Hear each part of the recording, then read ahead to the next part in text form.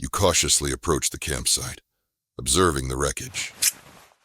You kneel down at the edge of the camp, examining the shredded tents. This isn't just age and deterioration. The tents are torn, as if by something with sharp claws. The smell of damp earth and decay fills the air. You sift through the scattered debris, taking note of the peculiar items that you find. You pick up what looks to be a lantern and inspect it. You take note of the oil wick inside.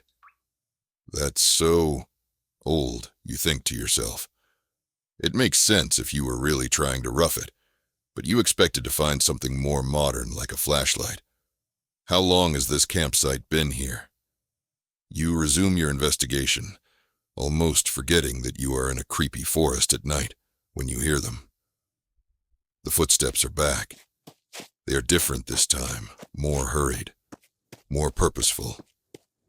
You shrug them off, accepting that it's a part of this trail adventure. They stop somewhere behind you. Hello? A soft feminine voice says behind you. You freeze, your entire body clenching up. Hello? Can you hear me? The voice asks. Don't turn back, the voice in your head whispers. No need to worry about that. You haven't forgotten the rule, and honestly, you are not prepared to greet your follower face to face. Why won't you answer me? The voice almost whines. You don't move, refusing to turn. You squeeze your eyes shut in defiance. You hear more hurried steps getting closer, then moving around your body, until the being that the voice belongs to stands directly in front of you. You open your eyes and take in your visitor. It's a girl, a young woman really. Hello? She repeats.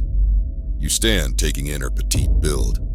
She looks to be about 17 or so. Her clothes are tattered, hair rough, as if she had spent several nights in these woods. She stares at you wide-eyed. My mom fell in the woods and her leg is stuck under a branch. I can't lift it. Can you help me, please? Where's your mom? You find yourself asking. She's just over here. The girl responds, gesturing to another section of woods that surrounds the campsite. She starts to walk towards it, beckoning you to follow. Wait, where are the rest of the people from your camp? How long have you been here? Why are you here? She turns and stares at you wide-eyed. Can you help me, please? I'll explain everything when we get my mom. She turns again. With her back to you, you take a moment to really look at her. Her clothes were tattered, really tattered. That's reasonable if she had been in the woods tugging on branches, but you notice that, like the lantern, they are also old, like from a different time. You also take note of her hands. Not something you would typically pay attention to, but in the moonlight you can see how long and sharp her nails are.